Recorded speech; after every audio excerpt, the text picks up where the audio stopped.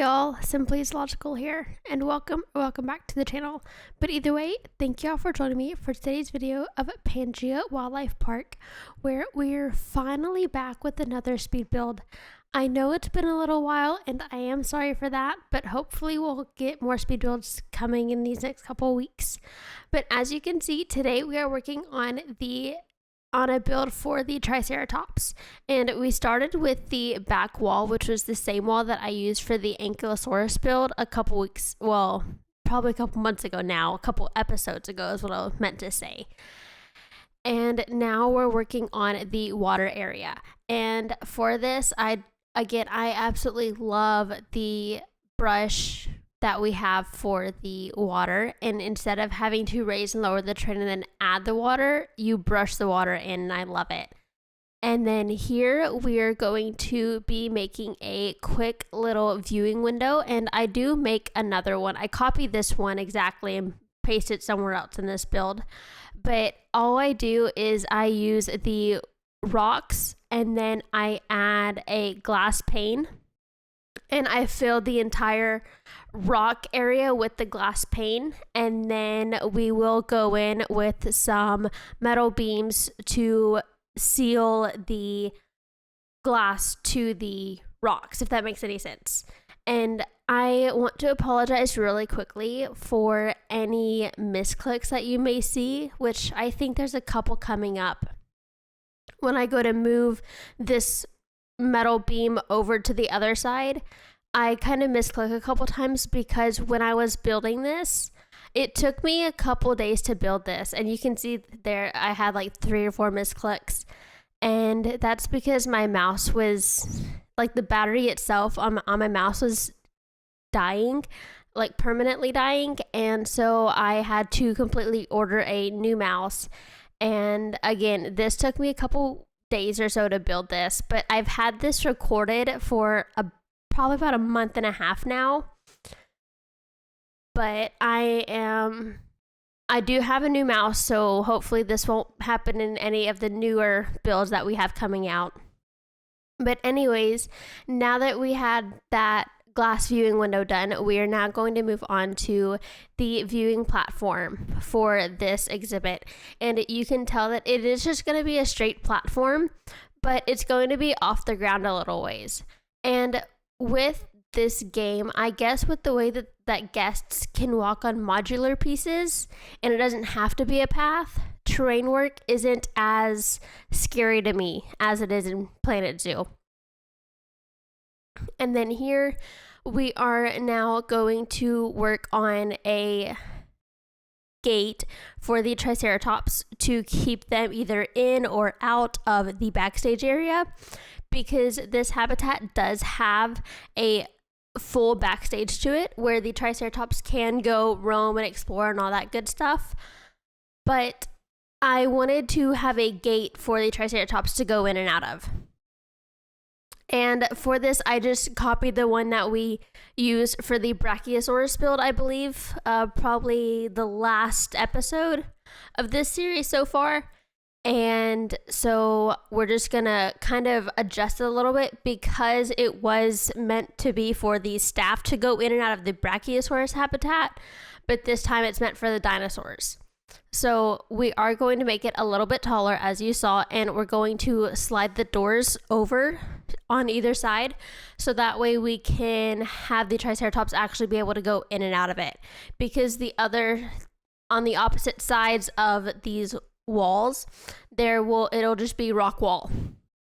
So this is the only method for the Triceratops to get to and from their backstage area. And here again, just sliding those doors out of the way, and then we will place it. I think I placed it off camera though, and just gonna check that the Triceratops can actually go through it, and then we're going to move it into place.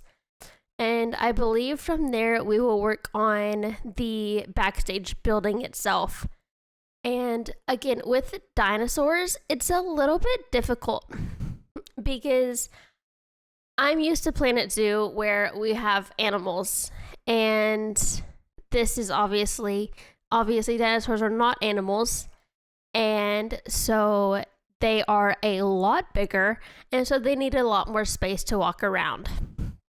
So the Triceratops cannot maneuver through this backstage building.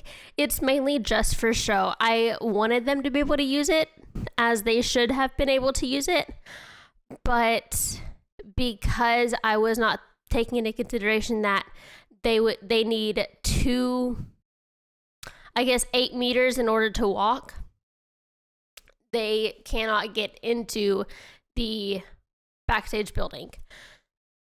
But for this backstage building, again, I use a lot of metal to create a very strong and structurally sound building to keep the Triceratops in if they were to ever have to be in these, I guess they're backstage holding pens, I guess you could call them. And then we're just going to use the metal girders on the top and bottoms of the corrugated metal panels, and then again at the top to attach poles, which we'll get to later, but I'll use metal poles, like the round poles, and have those in place of like an actual wall. And so again, here you can see using those metal beams and then taking those girders and copying those upwards. And then we're just going to go in and add another. Once we get done with copying everything over, we're going to create a doorway that the Triceratops technically should be able to go in and out of their backstage pens. But again, this is not traversable to them in any way, shape, or form. So, and again, that's completely my fault for not thinking and not realizing that, oh, these are a lot bigger than animals. They need a little bit more space to walk. And here you can see I'm now working on that door, and we're going to use a sliding door sort of thing. So I just take one girder, stretch it along the entire length of this wall, and then add the same metal beams that we use to cap off the corrugated metal walls as the door frame. And just going to copy that over to either side. And then I believe I add another one on the top and bottom at a later stage too. And here you can see I'm adding that top and bottom one. And then I'm going to take so the way that I do the door itself is I take the one metal beam and then I copy it downward and make it thinner, and then just copy that all down. And then I decided here that I wanted the top half to be not open air, but it'll have the same metal poles that I'll add to the top of the walls here in just a second. And so this door, again, it's a sliding door that will be able to slide to the right. And again, just to allow for the Triceratops to get in or out of their backstage area.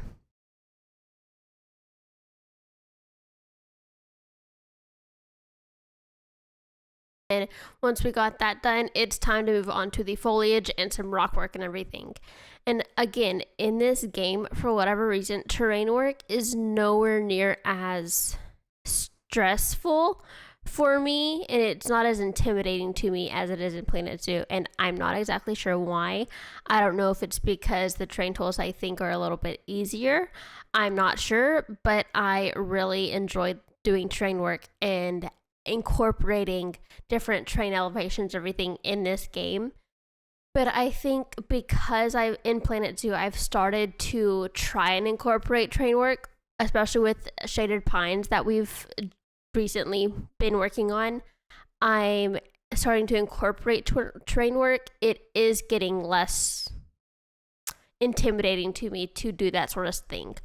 But that's really all I have for this week.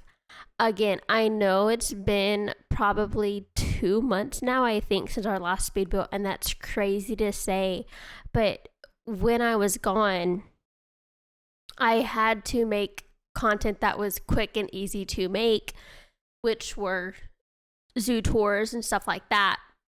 And so that's why I did do a lot of Shaded Pines tours and TVEP tour and all that sort of thing, because I needed those things that were quick and easy to put together and not have to worry about building something and making it look good and then doing a voiceover for it and all that other stuff. But anyways, hopefully we can get back into a more speed builds and everything in these next couple weeks or so. And I do have a project that I'm really excited for that will incorporate both Planet Zoo and Prehistoric Kingdom in one video. I'm still kind of working on the video layout for it, but I think I'm just gonna upload it and get y'all's feedback as to whether y'all like that layout or not. But anyways, again, that's really all I have for y'all this week. I hope y'all have a great rest of your week. Please make sure to leave a like, a subscribe, all that good YouTube stuff. And I'll talk to you on the next one. Bye, guys.